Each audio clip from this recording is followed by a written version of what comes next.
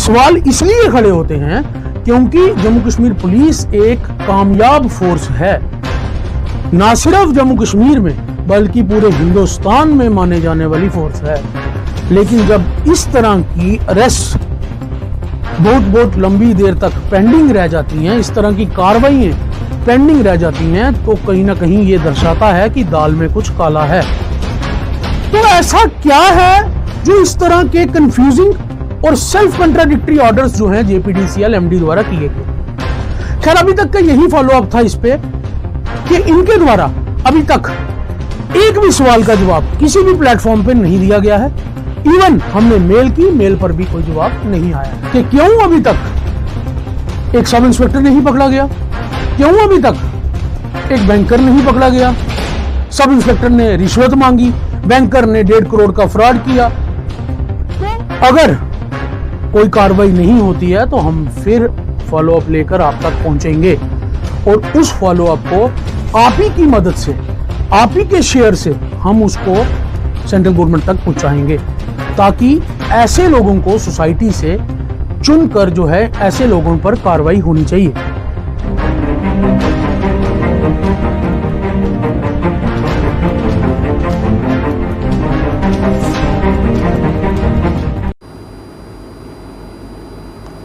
Corruption एक बड़ा crime, channel 1 द्वारा एक्सक्लूसिवली ये एक एपिसोड शुरू किए गए थे जिसमें हमने बताया था करप्शन एक बड़ा क्राइम पे हम एपिसोड करेंगे। एपिसोड हमने अभी तक 2 किए हैं और पब्लिक डोमेन से हम तक ये पहुंचा है कि तीसरे एपिसोड से पहले हमें उन एपिसोड्स का फॉलो अप जरूर देना चाहिए। खैर, आप लोग वीडियो के अंत तक बने रहिए, अपनी राय कमेंट सेक्शन में ज़रूर दीजिए और वीडियो को शेयर करना ना भूलिए। आपको बता दें कि करप्शन एक बड़ा क्राइम हमने एपिसोड शुरू किया और उसमें हमने 2 एपिसोड अभी तक किए, जिसमें से एक एपिसोड में हमने बताया कि एमडी जेपीडीसीएल यासीन चौधरी द्वारा ट्रांसफर्स की बौछार की गई विदाउट एनी मतलब कोई भी जो है उसमें बेस नहीं थी और हमने वो आप तक साझा किया था। और उनके द्वारा जो ट्रांसफर्स की बौछार की गई वो इसलिए सवालों के घेरे में आई क्योंकि उनके रिलीविंग के दिन यानी 3 तारीख को उनकी रिलीविंग थी और उसी दिन वो ऑर्डर्स किए गए। वहीं हमने दूसरा एपिसोड किया था, उसमें हमने बताया था कि एक सब इंस्पेक्टर करप्शन करते हुए पकड़ा जाने लगा था। सीबीआई की रेड हुई थी आरएसपुरा और वो वहां से भाग निकला था। उसमें खैर हमने डिस्कस किया था कि कुछ सिविल एडमिनिस्ट्रेशन के भी ऑफिसर्स हैं जो ऑलरेडी एसीबी का या तो एसीबी के दायरे में आ चुके हुए हैं या एसीबी ट्रैप हो चुके हुए हैं या एसीबी के मतलब उन पर एफआईआर जो हैं वो लगी थी। उसके बावजूद भी वो एक अहम पोस्टिंग पर दोबारा पोस्ट होते हैं और वहीं से करप्शन जो है वो दोबारा शुरू हो जाती है। और इसके साथ चैनल 1 ने पिछले दिनों एक टॉपिक जो था एचडीएफसी बैंक फ्रॉड केस, उसको पूरा एक्सक्लूसिवली पब्लिश किया था और आप तक उसके फॉलोअप्स भी दिए थे। इन सब पर क्या फॉलोअप आज दिन तक है वो लेकर आप तक पहुंचे हैं। सबसे पहले बात करेंगे एमडी जेपीडीसीएल यासीन चौधरी की। हमने उनसे कहा था कि पब्लिक डोमेन से कुछ सवाल हैं जिनके घेरे में आप हो और उनसे सवाल पूछे थे। आज दिन तक उन सवालों का कोई जवाब किसी भी प्लेटफॉर्म पे नहीं आया है। खैर, इसी के चलते हमने एक अपनी ऑफिशियल आईडी से मेल भी की थी jkpdd9@gmail.com। बताया ये जा रहा था ये प्रिंसिपल सेक्रेटरी पावर डिपार्टमेंट के जो हैं उनकी मेल आईडी है और हमने इस पर मेल की थी कि ये जो वीडियो है ये पब्लिक डोमेन से हम तक इंफॉर्मेशन पहुंची है, पब्लिक इंटरेस्ट में हमने ये लगाया है और इस तरह के सवाल जो हैं वो एमडी जेपीडीसीएल यासीन चौधरी पर उठ रहे हैं। लेकिन उधर से भी कोई रिप्लाई नहीं आया है जो कि सीधे तौर पे बता रहा है कि दाल में कुछ काला है। अब इसी के चलते अगर बिजली विभाग की ही बात करें तो बिजली विभाग की बात करते हुए मैं आपको बता दूं कि जिस ऑर्डर का हमने जिक्र किया, प्रविंदर कौर एक ऑर्डर था 3 तारीख को जो ऑर्डर हुआ, उसमें आप देख सकते हैं ये जूनियर इंजीनियर हैं प्रविंदर कौर। इनको जो है वो लगाया जाता है इलेक्ट्रिक डिवीजन 2 में। यहां तक ही सीमित था इनका जनरली यासीन चौधरी का ऑर्डर करना। लेकिन उसके बाद ये क्या करते हैं, उनका आगे फर्दर ऑर्डर प्लांट में भी खुद ही कर देते हैं। ऐसा क्यों? ये दोबारा एक सवाल खड़ा होता है। वहीं अगर आपको बता दें तो एक ऑर्डर जिसका हम जिक्र कर रहे थे कि जो 3 तारीख इनका रिलीविंग हुआ, लेकिन ऑर्डर जो है वो 2 तारीख को एक किया गया, उसमें आप देख सकते हैं ऑर्डर सेल्फ कंट्राडिक्टरी ये भी माना जाता है, क्योंकि आप देख सकते हैं इसमें Ajay Bhagat, incharge AE of sub transmission division JPDCL Kathua, is here by transfer to elected division 3 sub division Janipur. यानी कि अजय भगत को डिवीजन 3 में ट्रांसफर करके सब डिवीजन भी दी जाती है जानीपुर।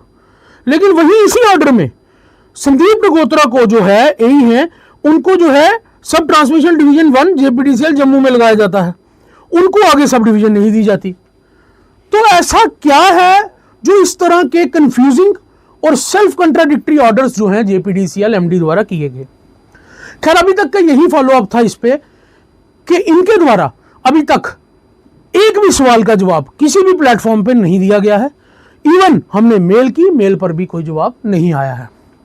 आशा करते हैं कि जो सीनियर अधिकारी जितने हैं, government, honourable chief minister, honourable हमारे गवर्नर जो हैं, उनसे भी आग्रह करते हैं अगर ये वीडियो उन तक पहुंचती है तो इन लोगों को जो है पिक एंड चूज कर कर बाहर निकालने की जरूरत है, अगर इसमें कुछ फ्लॉ है तो।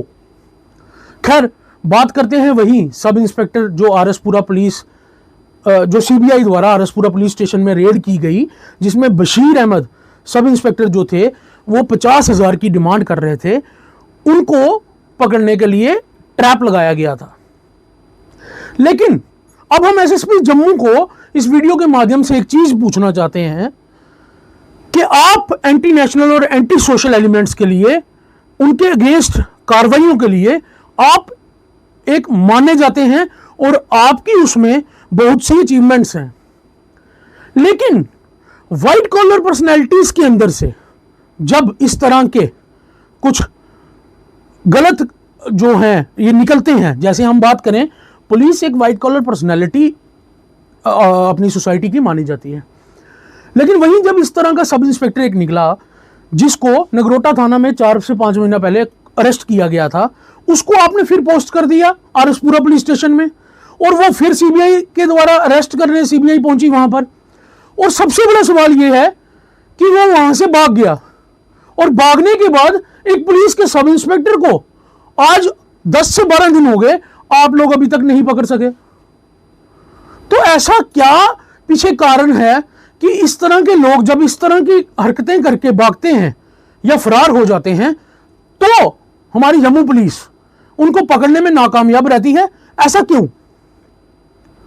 कहीं आपकी जो ऑनेस्टी है, जो आपकी डेडिकेशन है, ये हम एसएसपी साहब जम्मू को बोल रहे हैं, जो आपकी ऑनेस्टी है, आपकी डेडिकेशन है, आप उस पर काम कर रहे हैं, लेकिन कहीं ऐसा तो नहीं जो आपसे जूनियर बैठे हैं, जिनको आप काम पे लगाते हैं, जिनको आप बोलते हैं कि ऐसे लोगों को पकड़िए, कहीं वो कुछ दाल में काला तो नहीं कर बैठते?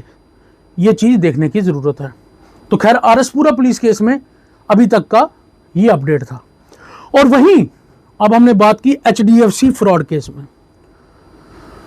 जनाब दोबारा एसएसपी जम्मू से पूछना चाहते हैं कि एसएचओ जानीपुर पिछले 25 दिन में 1.25 करोड़ से ऊपर का फ्रॉड कर बागा मानिक सिंह परिहार 27 वर्षीय लड़का, बैंकर, दोबारा व्हाइट कॉलर पर्सनैलिटी, क्योंकि बैंकर व्हाइट कॉलर पर्सनैलिटी माने जाते हैं सोसाइटी के, उस बैंकर को अभी तक आप 1 महीने लगभग हो गया और अभी तक आप ना उसको पकड़ सके, ना आप उसका कोई क्लू ला सके।